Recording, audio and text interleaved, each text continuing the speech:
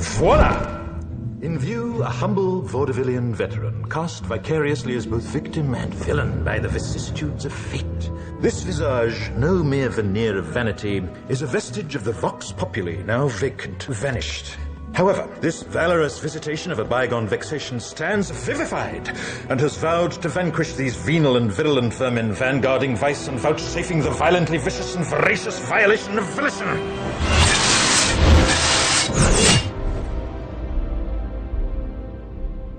The only verdict is vengeance, a vendetta, held as a votive not in vain, for the value and veracity of such shall one day vindicate the vigilant and the virtuous. Verily, this vichyssoise of verbiage veers most verbose, so let me simply add that it's my very good honor to meet you, and you may call me V. Are you like a crazy person? I'm quite sure they will say so. And you're listening to episode 13, I think. Doesn't really matter. We decided that's what that was. Yeah, we decided that's what. Yeah, it could have been 12, but we're making it 13. And then in the actual title of the episode, it'll be the real number. So hopefully we're right. But little change in plans because we don't think that far ahead. No, apparently. we don't. No, we The don't. only thing we have planned is Star Wars month. That's the only thing we have planned in advance. When it comes to the week-to-week episodes, we kind of decide on the fly. So last week we said we were going to do Point Break, which I was super excited about. I watched it last night, love it. But then I woke up this morning and I texted you. I'm like, Yeah. How did we not think about this? It's November the 5th. We need to be doing V for Vendetta. Absolutely. We changed our minds right then and there. Yeah, we changed our minds this morning. Yeah. On my way to work. I was like, I don't have time to watch this movie, but I know it like the back of my hand. I know you watched it today. Oh, yeah. So that's what we're going to do. Which, V for Vendetta is one of my favorite comic book films. It's one of my favorite films, period. Yeah, it's I love this so movie. good. I remember seeing this when I was maybe 14 or 15. Yeah, it came out in 06. So. Yeah, okay, so I was 16 then. And I remember I really liked it, but at the same time, there's a lot that a 16-year-old, a dumb 16-year-old, I didn't understand. Like when he's Yeah. monologuing at the very beginning, which is the clip you just heard, I like, what the hell is he saying? All I saw was a guy in a mask with knives. Okay, cool. 16-year-old brain kicked in. Like, let's see some action. That's all I cared about. And then I watched it later on in life, and this movie is phenomenal. And that's a valid expectation because the marketing of this film was very geared towards the action part of this movie, which isn't a lot. No, it does. No, the action is almost like it takes a back seat for a lot of this film. I wouldn't necessarily say it takes a back seat. People went into this movie expecting something else because it was written by the Wachowskis. Yeah. So it was heavily marketed, comparing it to The Matrix and so on and so forth, starring Hugo Weaving, who starred in The Matrix. And you watch the film and you realize that that's not what this movie is at all. This is a stark commentary on everything political. Oh yeah, absolutely. And It's hard not to talk about politics when you talk about this movie, but it's more in a broad sense because the people in this film, the regime is definitely fucking evil. oh yeah, Like really, really bad people. So it's justified what he's doing. But what's very clever about the film, I think, is that he is not a hero. He's a terrorist. Depending on who you ask, yes. But he's also By definition, he is. But I didn't know this at the time because I wasn't into comic books when I was 16. I just started college when I picked up my first comic book ever. If you were into comic books at the time, you could have known what you were getting into because this is an Alan Moore book. Yeah. And the man is a wonderful writer. He is. And But this movie could not be more different, though. No, it couldn't. But I do think that there are expectations when you're adapting a comic book to a movie. There are things that you need to keep. And in the book, is there that much action in the book? No, not at all. Exactly. So I like that as well because I read the book when I was maybe 23. Yeah, this is how you do an adaptation right. You take inspiration from the source material and you pay it respect, and then you tell your own story. Yeah, as long as the story is great, then I don't care, man. And there are very few comic book movies that do that very well. Like, the first thing that comes to my mind is Watchmen. It paid heavy respect to the original novel, but it also decided that things needed to change because some things don't make sense in a movie. Like just the Watchmen at the very end. That might be the only thing that they changed that made a difference. Was at the end, instead of just this giant octopus monster, right. Yeah, you made it just these basically bombs going off. So I like that about both of these films is that they are very well adapted to the movie. They are absolutely. I think the writing's just very, very clever. Yes, and all of the fight scenes, none of them are gratuitous. Every single one of them drive the story forward. There's a purpose to every piece of violence that's in the film. Because he even says when Evie confronts him about killing Prothero, and are you going to kill more people? When first she's shot, he said, "I don't understand why you are." Yeah, he's like, "I might have killed those fingermen who attacked you. I saw nothing there. What happened with that?" Yeah, and then she goes, "Are you going to kill more people?" And he just straight up tells her, "Yes, yeah, I am." But what makes the clever thing they did with him? Yes, he's a terrorist by definition, but he's not out to kill a group of people. He's not out to. It's not about hate. It's about retribution. Yes, and he's trying to wake the people in this country up because he even blames them. Yeah, he also he is doing the right thing for the country, but at the same time, he is also out for revenge against certain people. Exactly. But so they're really responsible for yes, it's personal with him, but they're responsible for the decimation of a population. Yes. And what makes his motives justified is that his targets are they're finite. You take these people out, you wake the people up, and then you let things happen. Yeah, but he could have woken the people up without killing them, sure, but that was just something that he wanted to do. They would have had to have done that, though. He takes those people out with revenge, but because in the end of the movie, he tells Evie that this is not my choice. It is not up to me to pull this.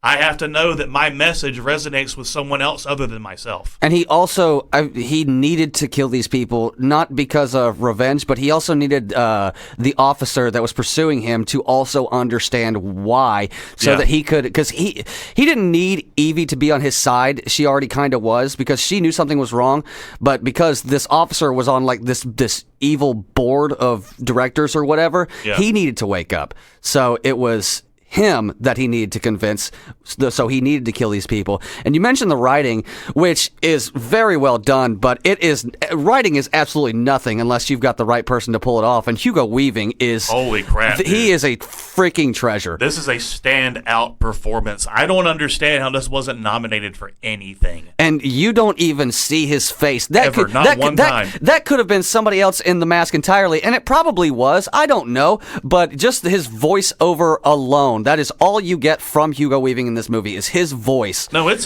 him in the costume because his voice is naturally muffled. It didn't even have to be. Naturally muffled. It didn't even have to be, because like in that opening speech or whatever, where he's doing all the V words and what have you. Yeah. If somebody was realistically saying that to you, it would not be as crystal clear. So it's obviously voiced over, all of it, but that's fine. Because I don't give a shit if I ever saw it. It's so well done that because it also had to be Hugo Weaving in the suit because he's he's being very he's moving his arms about, he's being very very animated. Animated, yes. I don't know why I couldn't think of the word. I'm not drunk, I swear. That's actually a nod to the comic because he was supposed to move around like a mannequin. Mm-hmm. So in the film he's more vaudevillian, which that's a costume in the comic that they don't use in the film. So, and you have to be animated when the only expression that this character has is the mask that he is wearing. So you have to move around. You have to have inflection. And this was a perfect choice for a mask because the expression on this mask is so subtle that you project your own feeling onto it. Out from what he's telling you, and his inflection with his voice is so good. You're not wrong, because no matter what the dialogue he's saying, the mask works. Yes, he could be joyful, like when he's fighting the knight in his lair or whatever, he's having fun, or when he's really sad, when he's angry, it works with the mask. It does, every emotion. And Weaving uses it because there's a part where when Evie tells him after she comes back for the 5th, and she's listening to that song, she hadn't been there in a while. That's the eve of his revolution, and she tells him, about the story about where she dropped her ID and the girl didn't recognize her that she worked with. So I guess what you did to me did more than I could ever imagine. You watch him like kind of cower away and shy off. It's subtleties and nuances like that in this performance that make it brilliant. Yeah, and I like he's wearing the mask and he's listening to his jukebox. He's like, there's like 150 songs in here. I've listened to every single one of them, but I've never danced to any. It's very sad. It is sad, and the mask also portrays that. It's a wonderful choice for the mask, and that mask is so iconic now. It is. Nobody can look at it and not know what it is. And at least I don't think. Maybe there's some younger folks who wouldn't know, but pretty much everybody that I know in my circle knows exactly what that is. Yeah, which is just great. And Natalie Portman, she also did a great job. And this is my favorite role that she's ever done. Yeah, because I haven't seen her in a lot of things outside of the prequels. I've maybe seen her in like a couple things. You've seen her more than you think. The problem is you don't remember the performances. Well, I remember her in Your Highness with James Franco and Danny McBride, which is just a stupid ass funny movie, and she's great in it because she's the only serious character in this dumb fantasy world. It's a great movie if you've never seen it, but. I also really loved her in The Professional, Leon, The Professional. Great film. That was her first role, I believe. Yeah, it was. Yeah, she was great in that. But this one is definitely probably her best to me. I think so. And it's also I would say I can't remember his name. The guy who plays the Chancellor. Something Hurt. John Hurt. John Hurt. Yeah, I think this is one of his best performances. Oh, absolutely. He's terrifying. He really is, and he's not a terrifying person per se because he's scrawny and not that tall. I love his character actually has an arc because you see him. This whole time, every time you see him, he's on this really large screen. Mm-hmm. He's larger than life, the most important man in the room. And then when they drag him down in the end, he's a snoveling little coward. Because he knew that his day was up. Yep, he did. Which, as soon as you see him, like they take the mask off, he is bawling, crying, begging for his life. So I wouldn't call it, I don't know if that's a character arc per se or just a small man being called out for what he is. Yeah. But he was great. And whoever, I don't know everybody's name in this movie, but whoever they got to play Creedy, also another terrifying man. He was sick, dude. He really was. Creepy Creedy. So not that much action, which like we both said is fine, but there are the action scenes that are there are phenomenal. And they are not that long. Like the very first one when he's fighting the Fingerman, maybe a minute. When he fights the cops at the TV station, less than a minute. When he takes out Creedy's bad guys, maybe 2 minutes. It's very short because action is it's important, but it also, like you said, serves a point.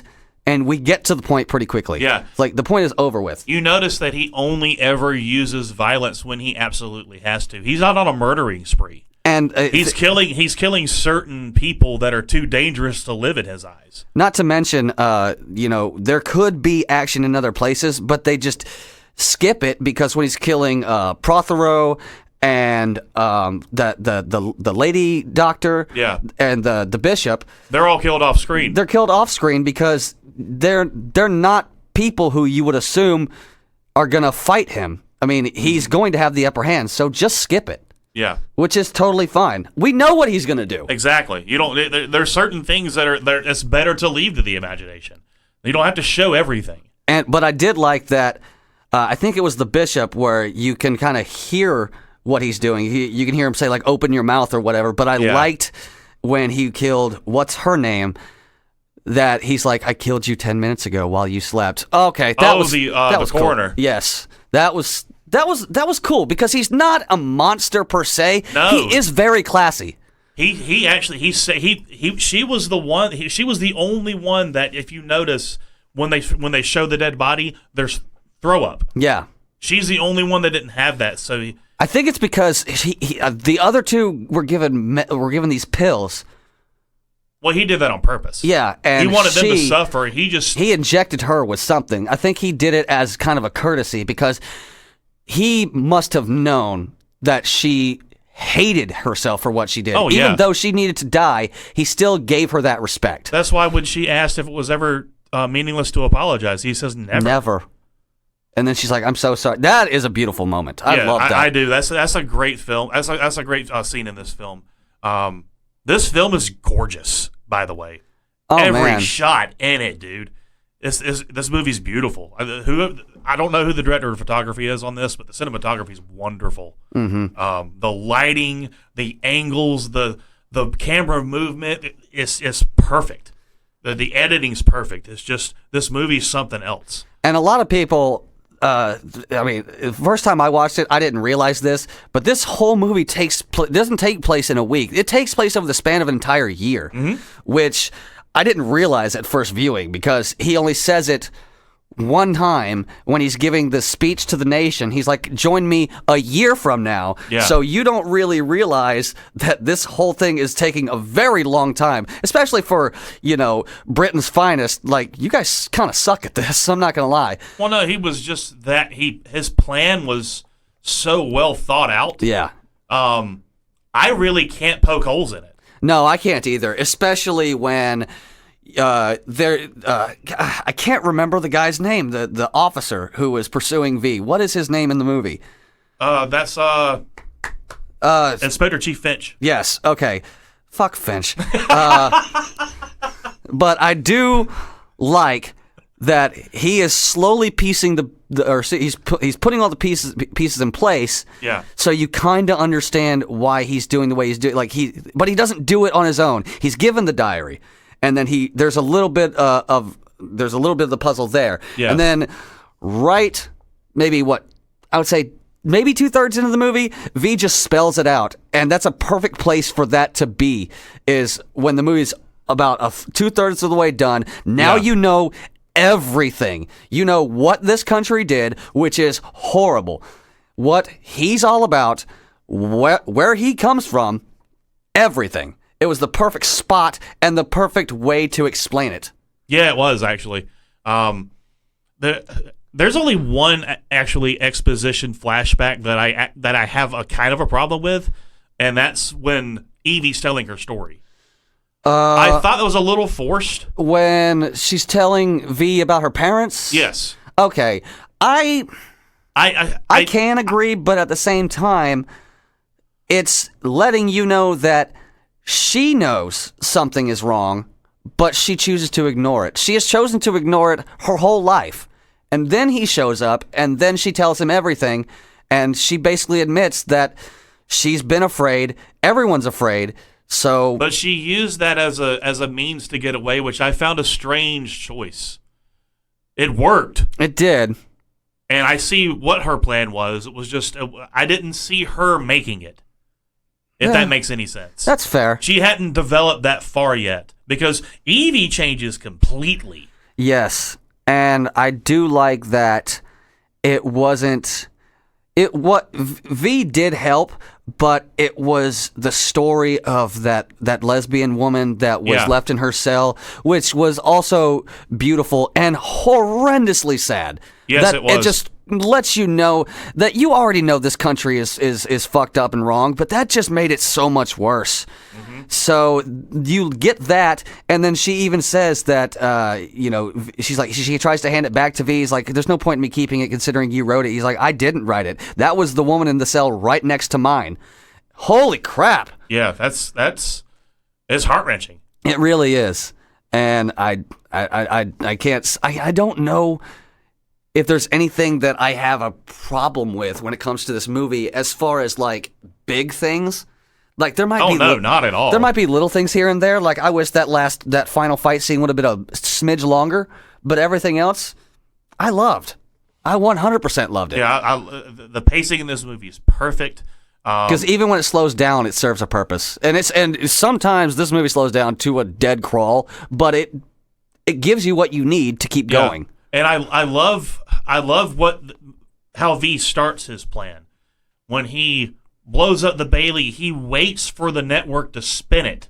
And that's when he breaks in and tells the entire nation that was just a lie. I did it. Yeah, that was me.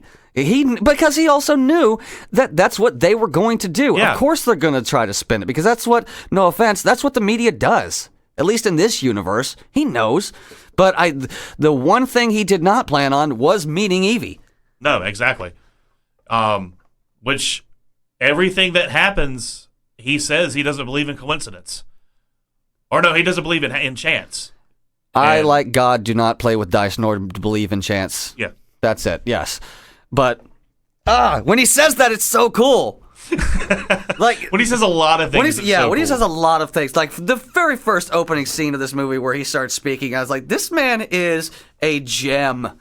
This was, I can't think, and I know I can't think of anybody better because the movie's like 15 years old, but is there anybody that could have done this role better? Because I can't think of anyone. I can't think of anyone else that could have done this. No one has that voice or charisma or inflection. It's just so. This is one of his defining roles. You could argue him in Lord of the Rings or Agent Smith, which is iconic, but dude, he knocked it out of the park. This is on another level. Yeah, he knocked it out of the park with just his voice and his movement. That's it. Yeah, he's a genius. Yeah, he's an absolute genius. There was no facial expression from him whatsoever. Well, and that's a great decision. Is to don't have that scene. And even when he takes off his mask, which he takes it off twice in the movie, one when he's getting ready at the beginning, and the second when Evie leaves, you still don't see his face, which is great. Don't care. Don't need to see because that's not who he is. No, I mean you could argue you see it when the laboratory explodes, but there's no face, so who cares? I don't even know if he has eyes. I think she even said that there were no eyes. There were so many great decisions with writing this character. And one of the best is showing how smart he is. Because when Evie wakes up in his house, all you see is books. There's nothing but books. Nothing but books. So this guy has read and studied everything he possibly can, mastered the English language completely, an aficionado of words, if you will. And because he wants to convey that what he's trying to do isn't some babble rhetoric. It's, I know what I'm talking about, and you can tell because I'm learned. So it helps you empathize with him, and eventually, because you're not supposed to sympathize with a terrorist, but this movie lets you do that because it's the circumstances he's in and who he is as a person. But also what he went through, because you can call him a terrorist, but in the back of people's minds, they're not gonna think terrorist. They're gonna think this is 100% justified.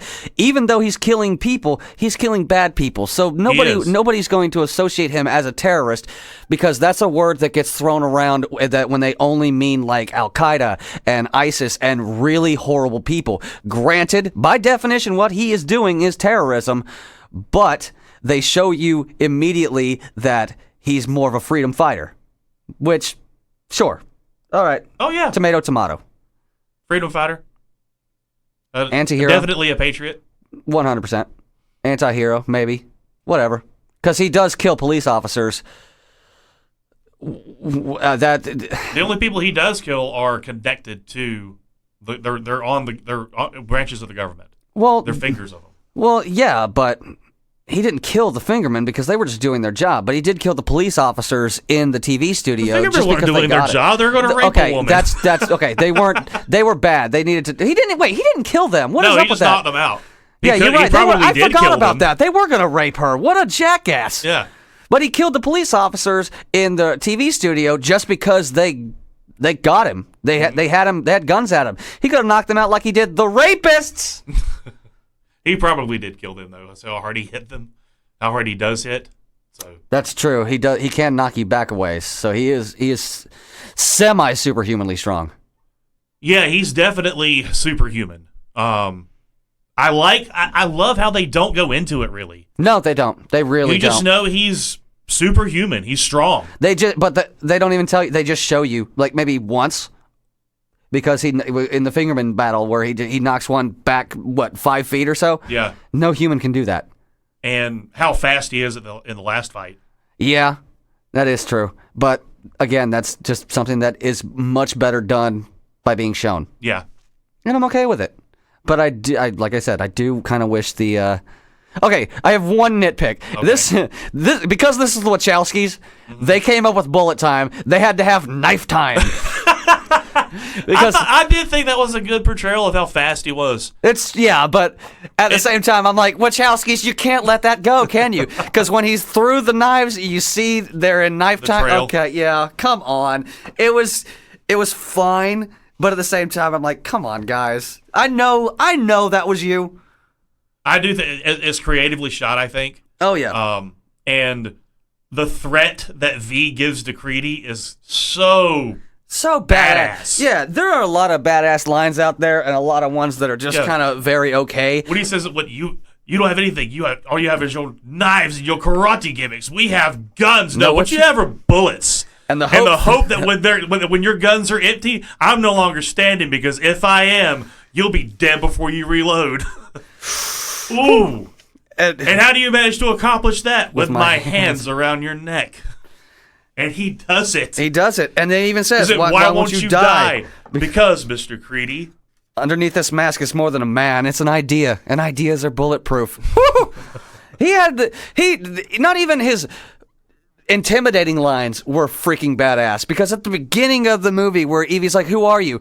Who is nearly following the function of what? And what I am is a man in a mask. I can see that. Of course you can. I'm not doubting your powers of observation. I'm merely remarking on the paradox of asking a masked man who he is. Okay. This guy can read, apparently. That's great. Freaking grammar Nazi at the party. Yeah, he would totally be that person. He comes to a party and you say the word ain't. Actually, ain't. Shut up, V. That's why nobody invited you. Why are you here? But yeah, even when he's not fighting or trying to be intimidating, his lines are remarkably awesome. And they show him he's kind of a goofball. Oh yeah, when he's fighting the knight and while he's watching Count of Monte Cristo, and he has the knight choke him, and then he jumps back and then he kicks. It's so he definitely finds time to goof off, which is it gave him humanity. It did and it also kind of lessened the terrorist part. It helped make sense the reason why Evie would find him non-threatening and start to befriend him, because he's a nice guy. Yeah, it softened him up for her because, when she first saw him, she thought he was this dangerous, crazy man. Yeah. Which, until she saw that's all she saw. Mm-hmm. Because think about it, the only time she saw him was he potentially killed a bunch of people, blew up a building, hijacked a TV station, killed some police officers, and she still chose to help him, and then she sees that, like, okay, maybe this guy's not crazy. Yeah. He's definitely a person instead of a monster. Which it was funny, but it also, was necessary. I really liked their relationship. Oh, me too. I like that. I'm glad she wasn't a love interest. I love that about this movie. They love each other, yeah, but it's not a love story. It's they do grow to love each other because they spend so much time with each other and they know who each other are now. Yeah, it's kind of sweet because of what we saw with the lady in Evie's cell. I have always been of the belief that V was a homosexual. Which it fits for what it does.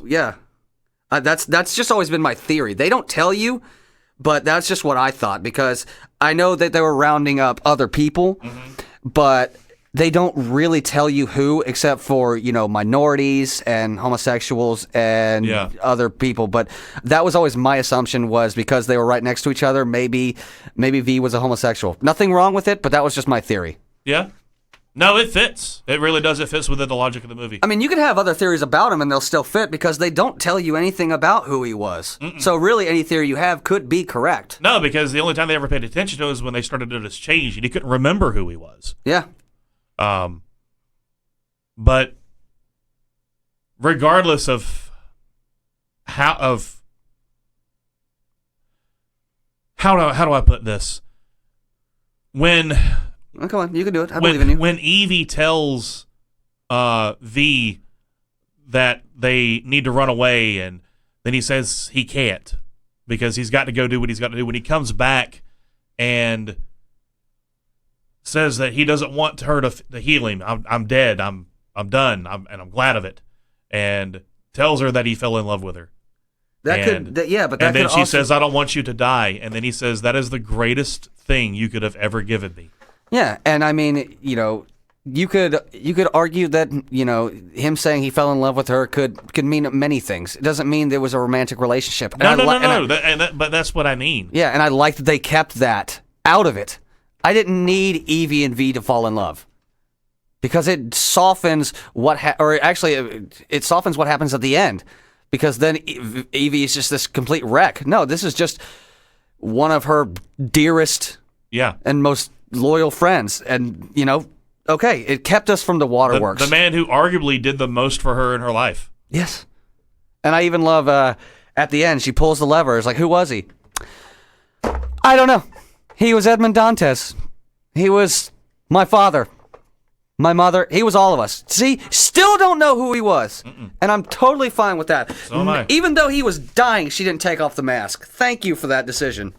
Yep. Because she knew that's not what he wanted. Yeah. I mean, he could have. He told her an hour before that. She could have, and he wouldn't have. I don't think in his dying breath he'd have stopped her because the curiosity would have gotten to her, and he may have felt like he owed her that. Yeah. But she didn't do it out of respect. And I love that. I do too. It was a great decision. It was. I loved what a professional that Hugo Weaving is. That it's totally fine. I can pull this off. You don't have to see my face. I love that. Mm-hmm.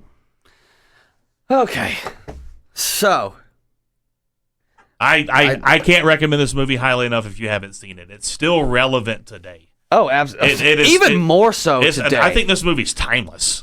Oh, it absolutely is, because there will always be corruption in politics. Yeah. And there's always that movie that explores what happens when this goes too far. Yeah. And this one does it perfectly. Could it be this monstrous? I don't put it past a human, but there are other movies that do the same thing. Like Demolition Man does the exact same thing, just in a different way. Yeah. But this one, it says, what if things got so out of hand that for political power that they attacked their own country. A lot of people think that 9/11 was an inside job. Those people are stupid. But this is what happens when that does happen. Yeah.